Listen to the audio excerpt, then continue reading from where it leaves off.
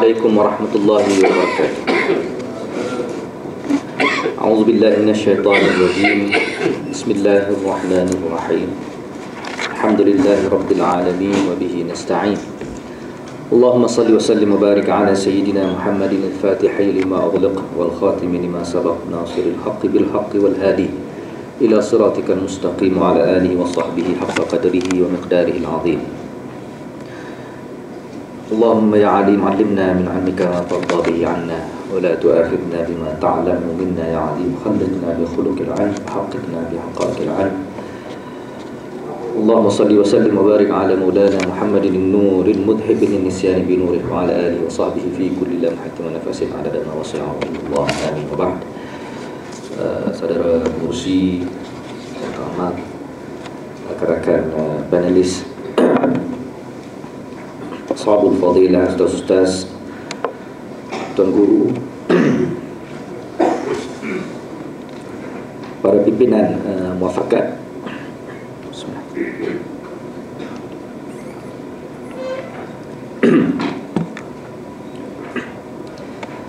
hadirin hadirat yang kasih sekalian, alhamdulillah, kita bersyukur kepada Allah Subhanahu Wa Taala di atas kesempatan untuk kita bertemu membahaskan tajuk siasah syar'iyah dalam konteks religio-politik semasa di Malaysia. Saya masa diberikan sekitar sampai setengah jam lebih kurang.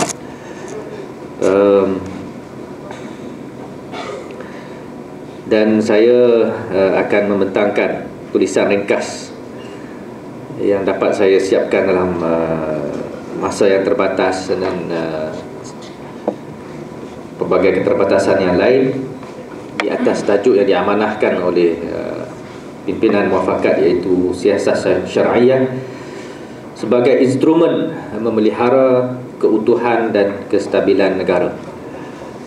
Jadi saya masuk tadi, Prof tengah membentangkan, ya, nampaknya dah saya masuk agak terlewat, tapi nampak jauh sudah perjalanan penggambaraan ilmu pada pagi ini, ya. Dan inilah saya kira sikit sebanyak membayangkan latar belakang di sebalik, di luar sana, bagi kita umat Islam di Malaysia ini begitu banyak isu, persoalan, kemelut yang semuanya memerlukan panduan dan jawapan. Dan mungkin kita pada hari ini cuba untuk menoleh kepada siasat syar'iyah sebagai salah satu sumber jawapannya.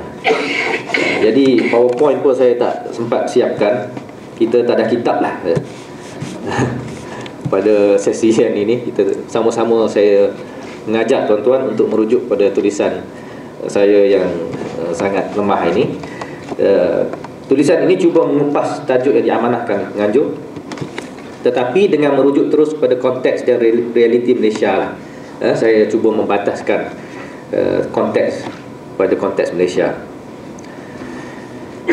Jadi kalau bercakap tentang negara kita, saya katakan di sini bahawa ramai akan bersetuju bahawa mengambil kira demografi dan latar sosiopolitiknya yang tersendiri, Malaysia boleh dianggap sebagai salah sebuah negara yang boleh dipuji dan menjadi contoh pada negara-negara lain dari aspek keutuhan dan kestabilan. Yang ni saya tak tahulah, kalau yang ni pun kita nak bahas, tak boleh nak setuju juga. Saya kira payahlah, kan? Ini saya kira objektif. Walaupun kita tak kata Malaysia serba sempurna, tapi relatif kalau nak dibandingkan dengan negara lain, masuklah sebagai negara-negara dibandingkan dengan sebahagian negara Islam, Malaysia mempunyai rekod, alhamdulillah, kurniaan Allah SWT, keutuhan dan kestabilan, ya, yang boleh kita banggakan, ya. Mengambil kira dengan latar belakang kita lah, dengan pelbagai demografi yang begitu mencabar. Oleh itu saya sebutkan di sini, wajar kita mulakan pembahasan dengan cuba menghimbau faktor-faktor utama di sebalik kejayaan memelihara keutuhan dan kestabilan. Dan Kita susuli dengan meninjau sama ada siasah syar'iyah sebagai satu kaedah atau prinsip dalam Islam dapat membantu memelihara faktor-faktor ini, sebab keutuhan dan kestabilan ini ada asbabnya, ada sebab musababnya, walaupun akhirnya sudah tentu semuanya kurniaan Allah. Adapun kita menumpukan pada faktor keutuhan dan kestabilan, faktor kemajuan, faktor kemakmuran ekonomi, mungkin faktor-faktor lain, ya. Tapi kemakmuran ekonomi juga kalau tanpa kestabilan, keutuhan aspek-aspek lain tidak akan dapat kita kekalkan. Dan saya letakkan sini satu nota peringatan bahawa kalau kita nak bercakap tentang kejayaan Malaysia, kita harus sentiasa melihat soal kejayaan, jaya atau maju atau tidaknya negara ini daripada perspektif yang tersendiri juga, acuan yang tersendiri, iaitu daripada perspektif Islam dan juga bangsa Melayu sebagai bangsa asal dan teras bagi negara ini. Maksudnya kita mesti mengukur jaya atau tidaknya negara kita dengan berasaskan dua nilai di atas. Ya, kalau maju semata-mata tapi fail atau gagal dari kriteria agama, ataupun kita maju mampu bersaing dengan hebat di pentas dunia tetapi bangsa Melayu sebagai bangsa teras, bangsa asal dan masih bangsa majoriti terpinggir, maka itu bukan satu kejayaan dalam erti kata yang sebenar. Kita tak boleh berbangga walaupun mungkin FDI-nya, KDNK-nya apa semua, angka-angka ranking, segala ranking semua teratas, tapi fail dari segi perspektif Islam.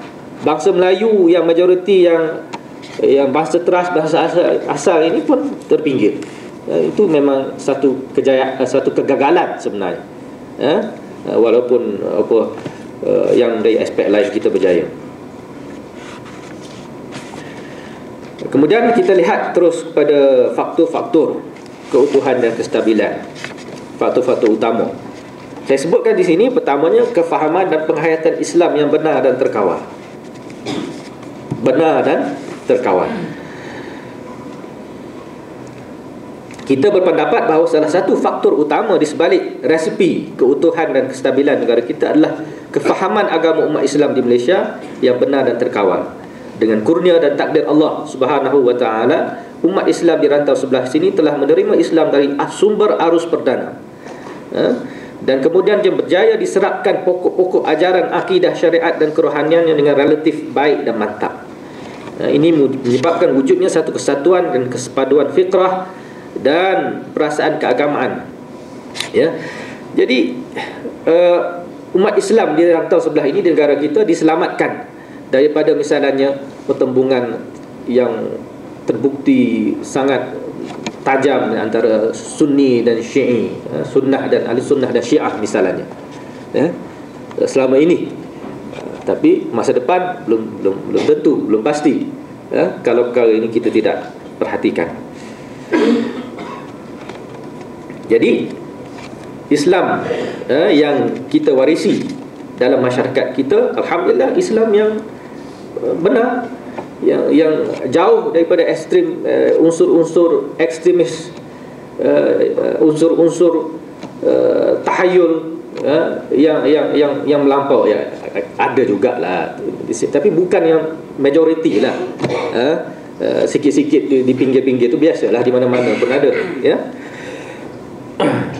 Dan oleh kerana umat Islam adalah penduduk majoriti dan kaum teras, maka mereka yang dengan latar belakang itu, mereka berjaya menunjukkan contoh dan mencorakkan rentak yang sihat kepada penganut agama lain, kepada rakyat berbangsa dan beragama lain. Umat Islam itu menunjukkan contoh, membentukkan corak dalam kita bermasyarakat dan bernegara, bertimbang rasanya, semuanya berasaskan ajaran Islam yang sebenar, menghormati hak-hak kejiranan sebagaimana yang sepatutnya.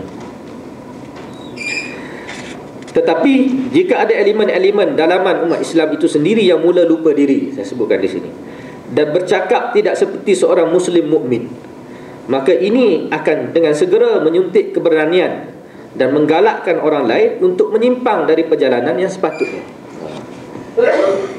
Jadi kalau kita umat Islam tegas, istiqamah dengan ajaran kita, maka orang lain pun akan dapat signal itu, dapat isyarat itu, dan tak berani.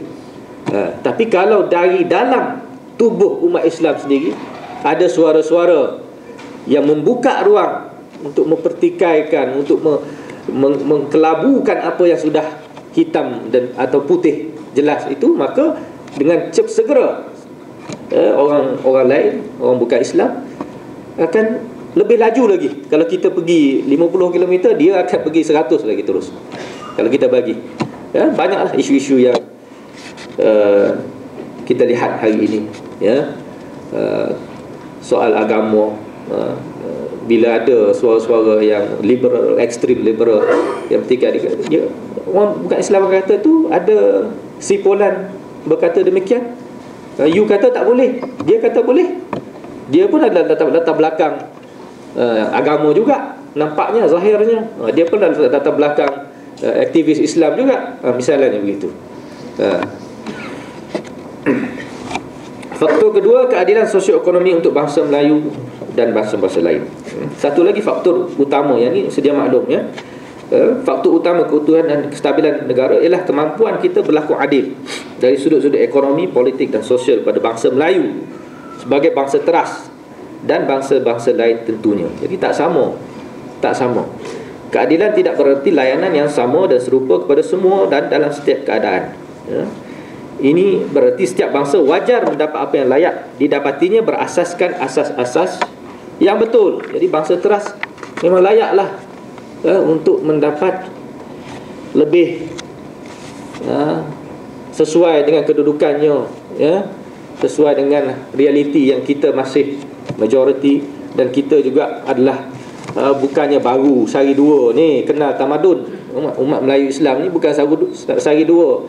Kita bukan diajar oleh Belanda, oleh Portugis atau oleh British mengenal tamadun. Kita adalah pewaris empayar-empayar yang besar sebelum. Jadi tak sama kita dengan kumpulan ataupun kaum aborigin di Australia misalnya. Tak sama. Walaupun mereka penduduk asal, tapi mereka minoriti dan tidak ada sejarah besar dari segi ketamadunan. Itu pun adalah suatu kezaliman bagi penduduk Eropah Barat yang migrate, berhijrah ke Australia. Kalau mereka ini dipinggirkan dengan seteruk-teruknya, dan baru ni pun telah kerajaan memohon maaf, merakamkan kerajaan Australia. Itu realiti begitu di Australia. Jadi kalau kita ni dahlah penduduk asal, pewaris tamadun empire yang hebat-hebat, majoriti dulu pun majoriti, sekarang masih majoriti dan masih bertambah, tiba-tiba dipinggirkan, itu satu kezaliman.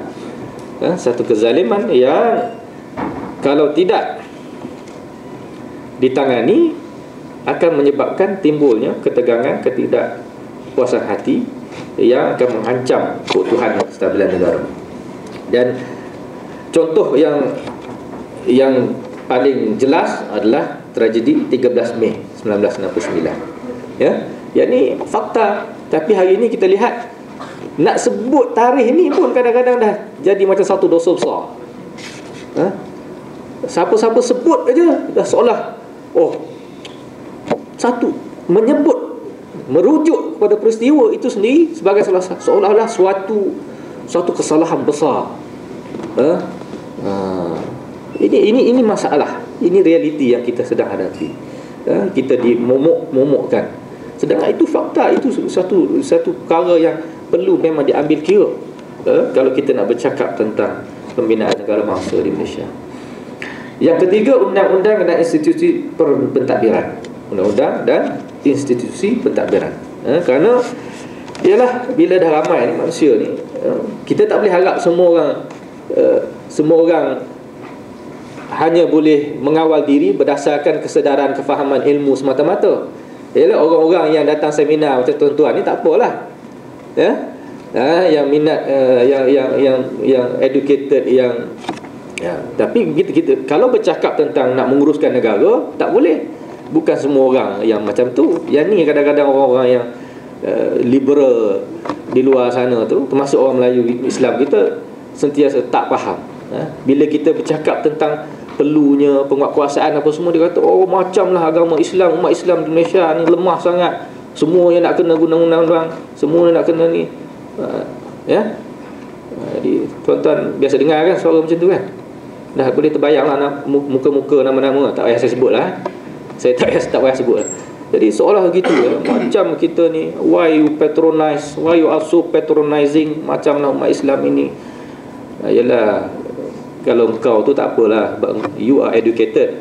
Itu pun dia tak sedar yang dia dah lari dah. Dia tak sedar. Ya. Terhakisnya agama dan dalam diri seorang tu tak sentiasa boleh dikesan, tak macam sakit zahir kan. Tapi di luar sana macam mana? Anak-anak kita di luar sana, adakah kita bertanggungjawab? Kalau kita biarkan tanpa kerangka undang-undang dan institusi yang kukuh untuk mengawal. Jadi saya sebutkan di sini termasuklah institusi Raja-Raja Melayu dan Majlis Agama Islam Negeri. Kalau dalam aspek persoalan mempertahankan soal agama dan bangsa. Jadi ini adalah satu institusi yang penting. Bukan satu-satunya. Kita tak kata satu-satunya, segala-galanya kita harapkan kepada raja-raja dalam bab agama dan bangsa ini. Tapi tak dapat dinafikan sebagai salah satu institusi yang penting. Kalau kita tak perlukan hari ini, mungkin esok kita perlukan. Masalahnya kalau hari ini kita lemahkan, kalau oleh sebab satu dua kesilapan yang mungkin persepsi kita, mungkin tak silap pun persepsi kita, kita melihat satu kesilapan, kita menyerang institusi itu habis-habisan, kita melemahkannya. Satu hari nanti, minggu depan kita perlukan, kita dah tak boleh memanfaatkannya lagi, kerana kita sendiri yang telah melemahkannya hari ini. Dengan menyerang, dengan mengkritik secara terbuka dan sebagainya. Ini yang penting kita sebutkan. Kita tegaskan di sini bahawa membuka ruang kebebasan tanpa batas, serta melemahkan institusi-institusi yang berperanan mengawal dan mentadbir hal-hal sensitif dalam negara, seumpama Malaysia ini adalah resipi yang pasti untuk menempah bahana, sure recipe for disaster. Kemampuan kita mengadakan dan memelihara keberkesanan dan keseimbangan antara sistem dan institusi yang ada adalah di antara punca asasi kejayaan Malaysia mengekalkan rekod keutuhan dan kestabilan yang boleh dibanggakan. Kena ada balance ya. Ada masa-masanya kena bertegas. Kena garangnya tu ada masa-masa. Kalau tidak akan elemen ekstrim sentiasa menunggu untuk mengambil kesempatan jadi tak adalah kebebasan tanpa batas, tak ada dalam apa bentuk sekalipun kita sedar bahawa mereka yang jiwa dan ruhnya ekstrim liberal kebaratan sangat berat untuk menerima paradigma berfikir sebegini. Tetapi hakikatnya barat dengan kebebasannya itu tidaklah serba cemerlang rekod keutuhan dan kestabilannya. Lihat saja episod rusuhan yang tercetus di Britain baru-baru ini sebagai contoh. Jadi dia pun kalau kita campur tolak tengok rekod itu tidak cemerlang, tidak begitu cemerlang Baik, apakah ancaman-ancaman yang kita lihat pada hari ini terhadap faktor-faktor? Kalau kita katakan inilah faktor-faktornya, adakah faktor-faktor ini berada dalam keadaan baik atau sedang terancam? Kalau kita bercakap tentang keutuhan dan kebakuan fahaman Islam Ahlus Sunnah wal Jamaah di Malaysia, saya mencadangkan di sini bahawa sekarang ini terdapat serangan dan gelombang pelbagai aliran ekstremis dan menyeleweng dari dalam agama Islam itu sendiri, dengan latar belakang realiti dunia tanpa sempadan dan langit terbuka serta dibantu oleh kuasa media baru New media, media baru. Fahaman Islam Ahlus Sunnah wal Jamaah di Malaysia yang ringkasnya bersifat akidahnya Asy'ariyah Maturidiyah, syariatnya bermazhab dan akhlaknya bertasawuf, sedang disaingi dengan agresif oleh pelbagai aliran, termasuk aliran Wahabi, Syiah, liberalis, sekularis, modernis, neo Mu'tazilah, neo Khawarij dan seumpamanya dalam pelbagai sosok, pakaian dan jenama. Jadi kalau dahulu saya menyadangkan di sini ada masalah daripada luar, umat Islam itu boleh menghadapinya dengan baik kerana dari segi dalaman kita mantap, kita kukuh, kita boleh menghadapinya sebagai satu entiti, satu suara. Tapi kalau tak kena cara, dengan bagai gelombang yang kita ada, realiti hari ini, kita sendiri akan disibukkan, terlalu disibukkan. Perbezaan sikit sebanyak memang sedia ada, sikit sebanyak boleh. Kalau yang dalam kadar kawalan kita itu boleh. Kita di Malaysia ni tidaklah sampai kalau bercakap tentang syariat bermazhab misalnya, tak adalah sampai kita jadi ekstrim, ta'assub Syafi'i, mazhab Syafi'i, sampai tak pernah kita di Malaysia ini menjadi totok Syafi'i yang sampai begitu mengikat dan menekan orang lain, tidak, ya. Tapi pandangan saya ini bahawa saya rasa kadar perbezaan dan perpecahan dalaman hari ini yang kita sedang rasai sudah berada di tahap yang agak yang membimbangkan. Sikit sebanyak tak apa. Di satu sudut yang lain, kita melihat formula persefahaman antara kaum di negara kita mahu dirombak dan dirungkaikan. Soal kedudukan istimewa ketuhanan atau induknya orang Melayu dalam negara ini saban hari menjadi sasaran serangan dan momokan. Kononnya atas prinsip meritokrasi dan keadilan, atas nama-nama yang label-label yang cantik-cantik lah, meritokrasi, keadilan, persaingan dalam market dan sebagainya. Jadi semua ni akhirnya dimomokkan. Ketuhanan Melayu dah jadi satu tabu, tak boleh nak sebut dah. Tapi orang kita sendiri yang asalnya, orang kita sendiri yang membuka ruang untuk konsep-konsep seperti ketuhanan Melayu ini dipertikaikan. Kalau pemimpin Melayu sendiri tak berani, tak mulakan, orang lain takkan berani sentuh. Tapi bila orang kita sendiri buka ruang itu, maka kita membuka peluang kepada benda-benda yang tak sepatutnya dipertikaikan. Ini dipertikaikan. Nama kita dengar dulu, tak boleh nak menyebutkan bahawa soal ada kaum asal, kaum pendatang, itu pun tak boleh. Sedangkan itu memang realiti yang Allah tak payah nak kona macam mana lagi. Memang itulah realiti kita, kan? Di Australia saya pernah masa saya berziarah, dia ada satu museum khas, museum immigration. Dia memang, dia kata, dia tak menafikan, we are a nation of immigrants. We are a nation of immigrants. Dia tak menafikan. Itu benda tu bukan boleh nak dikona-kona lagi. Di satu museum khas nak tunjuk macam mana sejarah migrasi, hijrahnya orang barat ke Australia, naik daripada zaman ke zaman.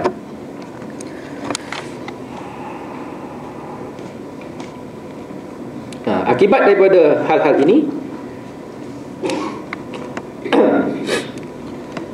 terbentuk pula satu suasana di mana pelbagai sistem undang-undang dan institusi yang selama ini berperanan memelihara keutuhan dan kestabilan negara cuba dihakis dan dilemahkan. Akibat mabuk, ini saya guna, mabuk dengan kekalutan dan kerancuan realiti politik Melayu Islam masa kini, sebahagian pemimpin dan pemikir Melayu Islam sendiri turut galak menyerang sistem undang-undang dan institusi yang ada tanpa ampun, tanpa batas. Ya, mabuk lah, macam-macam mabuk lah.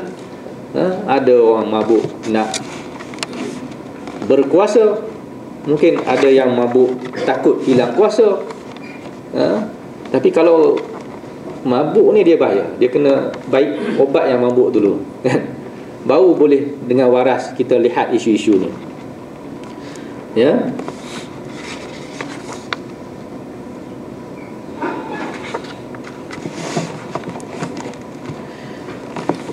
Saya tak sebut nama sangat lah ni kat sini, ya. Faham-faham lah ya. Itulah gambaran kelam dan menakutkan yang sedang kita hadapi. Persoalannya, apakah syariah dan siasat syariah boleh membantu kita keluar dari situasi genting ini? Kita katakan jawapannya adalah pasti ya.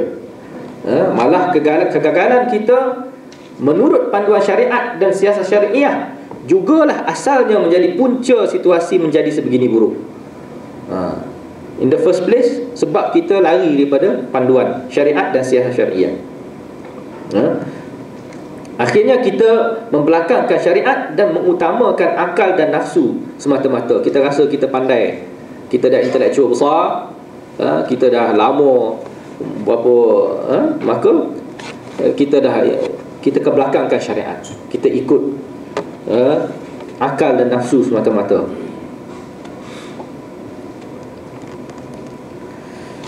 Masa saya makin habis ni, saya akan ambil poin-poin yang utama ya.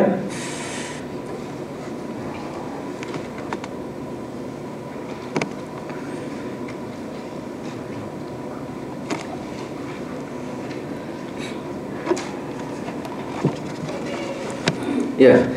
Jadi kita katakan bahawa perbahasan siasat syariah ni sangat relevan kerana sebahagian daripada suara-suara yang cuba menghakis faktor-faktor keutuhan dan kestabilan negara ini datangnya dan atas nama hujah agama dan hujah ilmiah. Atas nama hujah agama dan hujah. Kita memang sekarang ni perang utama kita adalah battle of ideas. Sebab itu memang penting seminar macam ni. Memang penting sebab yang berperang sekarang ni idea. Istilah dia dengan istilah kita, argument dia dengan argument kita. Walaupun salah macam mana pun, kalau sentiasa dikuatkan, diperkasakan perang serangan idea dia tu, mungkin akan terpengaruh pelajar-pelajar kita, anak-anak kita. Saya masih mengajar di sini, kadang-kadang kita perasan kalau ini di kalangan cara pandangan anak-anak kita, pelajar-pelajar kita berfikir sikit sebanyak hujah-hujah yang sebenarnya dangkal dan tidak kukuh daripada pihak yang lain itu, tapi kerana sentiasa diutarakan dengan agresif, sikit sebanyak mendapat sambutan.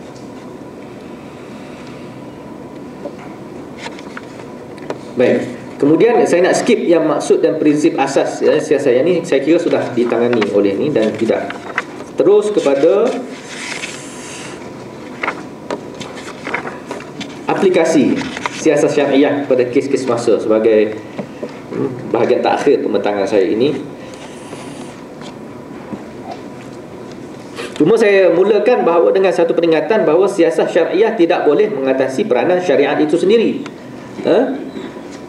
Kita beriman bahawa syariat sebagai pokok perkara adalah sangat sesuai dan berpotensi menjadi penyelesai segala masalah jika difahami dan dihayati dengan betul. Manakala siasat syariah dan kaedah-kaedah lain seperti maqasid syariah, maslahah atau seumpamanya adalah ranting-ranting yang membantu dan yang menyokong pada ketika dan masanya. Kenapa? Sebab hari ini ramai orang yang serba yang terlebih pandai dah. Yang intelek-intelek ni dia tak suka sangat cakap tentang hukum hakam halal haram. Dia terus pergi pada maqasid, siasat syariah yang tidak berakar pada syariat. Maslahah, terus maslahah aja. Orang cakap tentang sadduz zara'i', dia fathuz zara'i'. Misalnya kita kata sadduz zara'i' kena tutup pintu-pintu yang boleh membawa kepada kerosakan. Dia kata kita zaman itu, sekarang ni kita zaman fathuz zara'i'. Kita tak boleh maju kalau asyik duk tutup aja, kena buka. Macam tu pula. Jadi ramai macam ni tuan-tuan. Ramai macam ni. Jadi kita kena ambil kita dalam kita kegairahan kita nak menjuarai siasat syariah ni, jangan kita lupa juga kita kena fahami siasat syariah tu dengan betul. Jangan terlebih. Ya. Akhirnya sebenarnya banyak bagi saya lah, banyak isu yang ada dalam masyarakat kita ni tak perlu tak perlu pergi siasat syariah pun. Syariat pun dah selesai dah. Syariat pun dah selesai. Ya, soal Melayu Islam, soal institusi beraja, dalam syariat boleh ada asas-asasnya yang jelas. Ya, soal ini semua.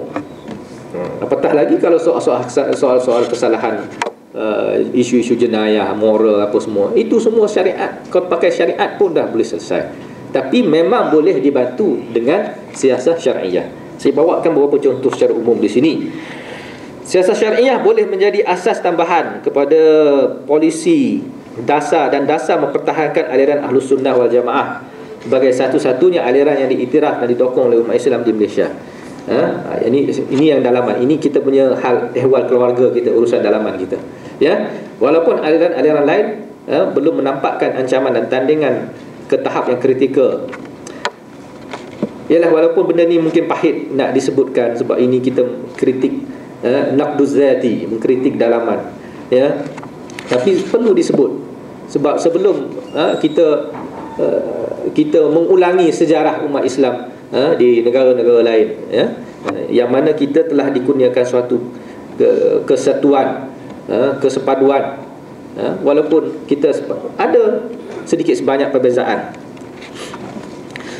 Yang kedua, siasat syariah juga mendukung adanya undang-undang dan penguasaan-kuasaannya terhadap mana-mana individu yang cuba membawa aliran. Ini pun berkaitan dengan soal tadi, bercanggah di aliran Ahlus Sunnah wal Jamaah, termasuk dalam langkah-langkah pencegahan, di soal tauliyah tak tauliyah apa semua ni, ya, tak perlu dipertikaikan, ya. Memang boleh disalahgunakan, tapi kalau tak ada langsung confirm, kalau langsung tak ada tauliyah tu confirm akan mengundang bahaya. Kalau ada tu kemungkinan nak salah guna semua ada. Mana ada benda yang tak ada langsung kemungkinan disalahguna. Tapi benda tu penting. Kalau ditiadakan memang pasti mengundang bahaya. Siasat syariah juga sangat penting dalam memandu kita dalam mengambil sikap terhadap kes-kes besar yang melibatkan tokoh-tokoh pemimpin Melayu Islam yang akhirnya mencetus krisis kepimpinan dan perpecahan yang serius sesama Islam. Ini saya baca lah. Perenggan ni antara perenggan yang saya banyak kali tu. Macam mana? Sebahagian daripada kes-kes yang timbul ini melibatkan kesalahan-kesalahan moral ataupun jenayah yang telah pun ada formula menanganinya dalam syariat Islam. Dah ada. Cuma kadang-kadang formula sebenar syariat mungkin dikelirukan akibat sentimen yang terlalu kuat dalam menyokong atau membenci seseorang tokoh yang terlibat, ya. Maka kita perlulah kembali mengkaji dengan lebih teliti dan objektif hukum hakam yang berkaitan dengan kes-kes yang timbul, seperti qazaf, hukum hakam qazaf, penggunaan bahan-bahan bukti tertentu seperti DNA, video. Yang ni banyak siasat syariah membahaskan, kan. Tapi syariat pun jelas, kalau tak payah pergi ke Turuk Hukmiyah Ibn Qayyim pun boleh jumpa dah asas-asas ni. Dan isu-isu sepertinya sedia diuraikan oleh syariat dengan dibantu oleh siasat syariah, ya. Jadi ini masalah kita. Kerana terlalu sayang, terlalu kuat ta'assub kepada seseorang itu, jadi syariat itu pun kita tolak tepi. Kita olah, kita cari macam mana juga pandangannya. Kita bawalah pandangan. Kalau tak cukup pandangan dalam negeri, kita bawa pandangan dari luar negeri. Yang kadang-kadang tokoh-tokoh dari luar tu, mereka faham atau tidak kes itu secara benar, ya. Semata-mata kerana nak itu, nak menyokong atau nak mempertahankan, bawa. Ini masalah. Ataupun semata-mata kerana benci, maka syariat pun tolak tepi, tak kira dah. Kalau bab yang musuh kita, tak kira dah 4 orang saksi ke, ada 4 orang saksi, tak ada 4 orang saksi, tak ada, kita serang aja. Tapi kalau kawan kita yang tak perlu 4 orang saksi pun kita mati-matian kata, "Kun perlu, mesti." Ni macam mana ni? Kita nak apa tanggungjawab kita duk baca Quran, baca sunnah? Apa tanggungjawab kita dengan Allah? Ini Islam ni kita punya hak ke nak macam plastisin, macam kuih kita nak olah-olah ikut suka kita. Tak boleh, tuan-tuan. Jadi kalau syariat yang Tuhan bagi kat kita itu kita tak mau pegang, tiba-tiba jadi bahana, jadi bala, tak boleh bersatu, bergaduh. Nak salahkan siapa? Nak salahkan siapa? Bila kita cuba bercakap macam tu, kita dipertikaikan. Saya tahu saya memang bukan orang ahli, bukan alim besar, tapi masalahnya kalau yang pertikaikan saya tu alim besar yang mengaji syariah, tak apa juga. Tapi yang pertikaikan tak siapa-siapa, kawan-kawan kita juga lah.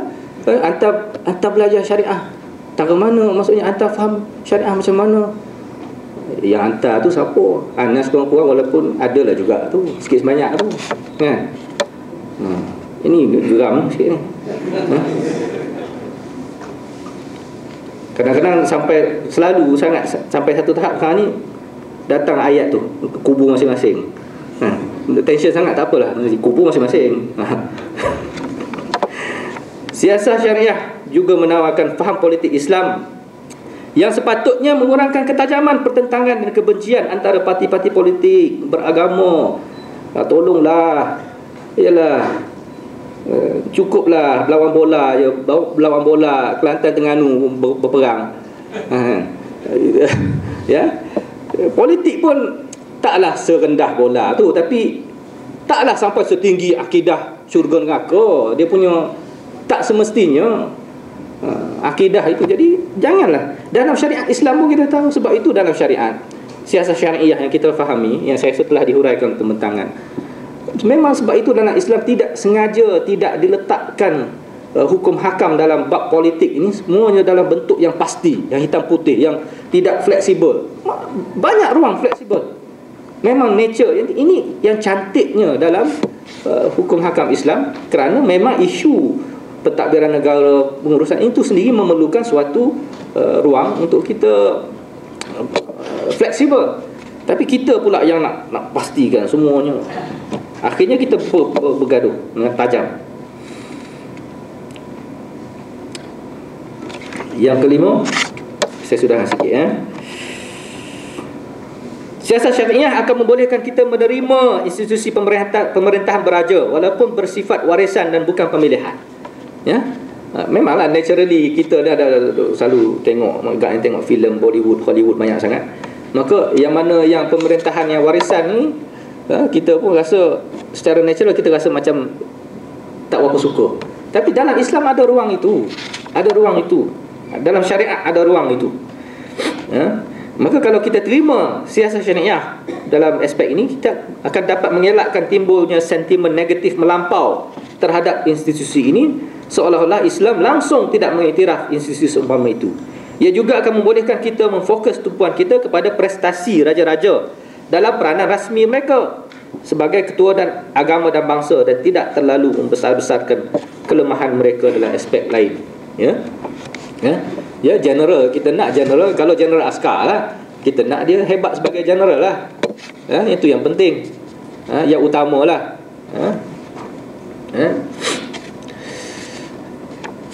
Yang keenam, siasat syariah juga boleh membuka ruang untuk kita mengambil sikap dan pendekatan yang lebih tegas dan jelas dalam persoalan-persoalan yang zahirnya masih diperselisihkan, melibatkan agama seperti penggunaan kalimah Allah, Bible bahasa Melayu, pencegahan murtad, kebebasan bersuara, sehari dua ni kebebasan sexuality merdeka, apa semua ni. Jadi kalaulah syariat tu, bagi saya syariat pun dah cukup. Tapi kalau rasa-rasalah tak jumpa ayat ayat yang haram tu tak jumpa, kalau cari kat siasat syariah confirm jumpa confirm jumpa pandangan-pandangan yang boleh kita menyebabkan kita bertegas dengan soal kalimah Allah. Okeylah, kalau nak kira ada ruang khilaf, okey. Tapi kalau pergi pada siasat syariah, confirm jelas asas dia dalam konteks kemalaysiaan, realiti Malaysia khususnya, untuk kita bertegas dalam soal-soal ini. Bible bahasa Melayu, kalimah Allah, pencegahan murtad dan sebagainya. Yang terakhir, poin contoh di sini adalah siasat syariah juga sepatutnya membebaskan kita dari terlalu tunduk dan terikut-ikut dengan acuan demokrasi secara umum, ya, acuan demokrasi dan hak asasi barat dalam mentadbir negara kita, ya. Kecenderungan ini akan meluaskan lagi jurang pemisah. Jadi cenderung terlalu terikut-ikut ini akan meluaskan lagi jurang pemisah antara sesama Islam, yang akan menjadi punca kelemahan dalaman umat Islam. Ya. Jadi kalau kita mendokong institusi dan dasar yang selari dengan siasat syariah seperti yang disebut dalam kertas ini, tidak bererti kita menafikan kemungkinan bahawa boleh berlaku salah guna kuasa, yang ini saya sebutkan tadi, ataupun manipulasi atas tujuan yang salah. Maka kita mungkin menghadapi suasana di mana kita terpaksa memilih bahaya yang lebih kecil di antara dua bahaya, ya. Jadi ini realiti kita hari inilah. Kita kena terima. Kita terpaksa hari ini menghadapi keadaan nak pilih antara dua benda yang tak elok, tapi yang mana yang lebih tak elok. Kalau kita cuba nak pakai sifat nak memilih antara yang mana elok dan yang mana tak elok, dengan yang mana yang elok, itu payah sikit, payah nak tak jumpa jawapan. Sebab memang realitinya yang di hadapan kita tu, kita semua tak puas hati lah. Tapi kalau bercakap tentang politik apa semua dan ahli politik, dalam syariat pun memang macam tu. Syariat sentiasa tidak meletakkan standard yang tinggi, benchmark yang tinggi untuk ahli-ahli politik ini. Tak pernah. Alhamdulillah, itu keistimewaan syariat. Kalau nak jadi raja, nak jadi khalifah, Islam tak letak, walau yang ideal memang tinggilah, tapi pandangan yang kalau dah mafdul, imam yang mafdul pun tak apa. Tapi kalau ulama mujtahid, tak boleh, kena betul-betul menguasai apa semua. Kalau bukan bidang dia, jangan bercakap macam mujtahid mutlak. Kalau kamu bidang kamu bukan bidang syariah, PhD bidang lain, bidang apa-apalah, kalau saya sebut nanti dah jadi tak boleh, ya. Wallahu alam. Saya mohon maaf di atas kekurangan yang ada dalam pembentangan ini, dengan harapan bahawa apa-apa pandangan yang dirasakan tidak sesuai dapat ditegur, ya, dapat diberi pandangan, dan insya-Allah kita ada ruang untuk kita bermuzakarah selepas ini. Assalamualaikum warahmatullahi wabarakatuh.